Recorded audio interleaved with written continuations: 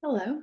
So today we are going to be modeling two auditory verbal techniques for you guys. So I'm so excited to get started. So let's dive right in.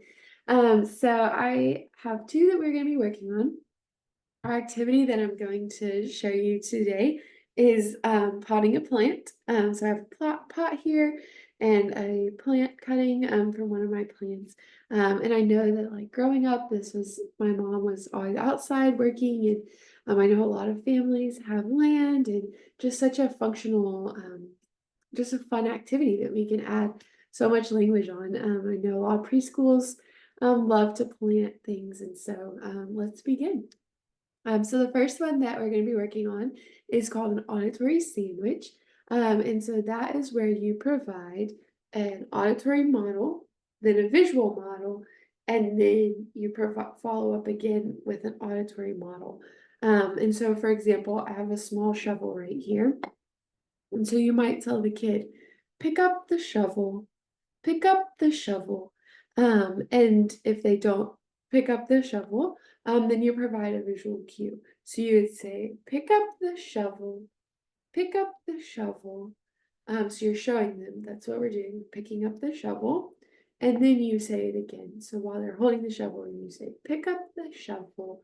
So you're providing that auditory, visual, auditory. That's what it's called, an auditory sandwich. Um, and the other one is acoustic highlighting. And so that's where you really want to make sure that you're providing variable intonation and tone so that the kid is able to hear differences and gains their attention. And so, for example, like pick up the shovel, pick up the shovel, adding that stress and emphasis at the end. Or you might say, pick up the plant, pick up the plant, or water the plant. Could look something like that with stress added at the end of the sentence, or water the plant, water the plant. So kind of adding some variable stress in there. So let's go ahead and get started. So like kind of like I mentioned, our first step is going to be pick up the shovel. And so we're going to highlight both of those techniques. So pick up the shovel.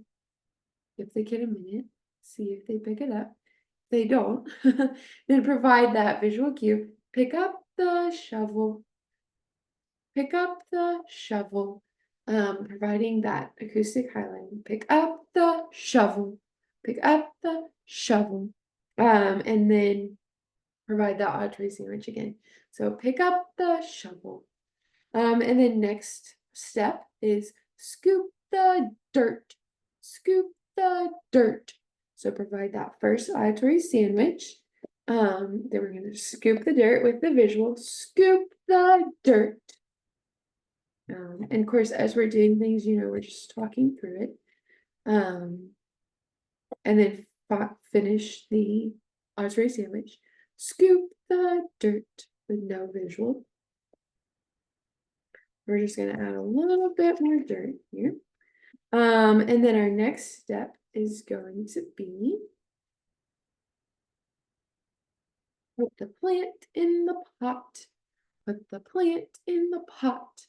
And so in there, I kind of emphasize put the plant in the pot. So the two things that we want them to do, right? Put the plant in the pot to kind of highlight those two items. And then also, we would do that sandwich again. So put the plant in the pot. Put the plant in the pot. Put the plant in the pot. And so just providing that sandwich every time, giving them auditory, then visual and auditory, and then auditory. And then, so our next step is we're going to scoop more dirt. So just doing it again, scoop the dirt, scoop the dirt. So, oh, well, I poured it. So we're going to scoop the dirt in there and providing that sandwich of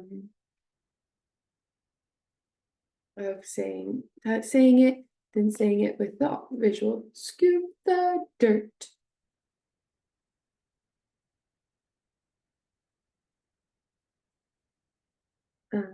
And then we will finish by saying, spread the dirt, spread the dirt. So just then the visual,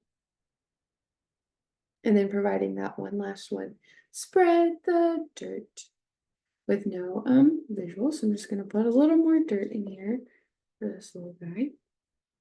Um,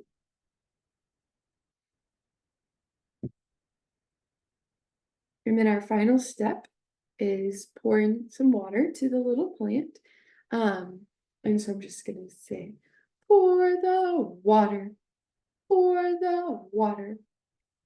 And so we're just going to give it a little bit of water here, just so that he starts living his best life.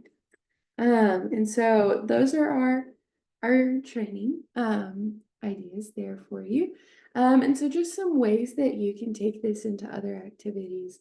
So use words, phrases that are very functional. For example, pour the water. You might use that later tonight while you're cooking.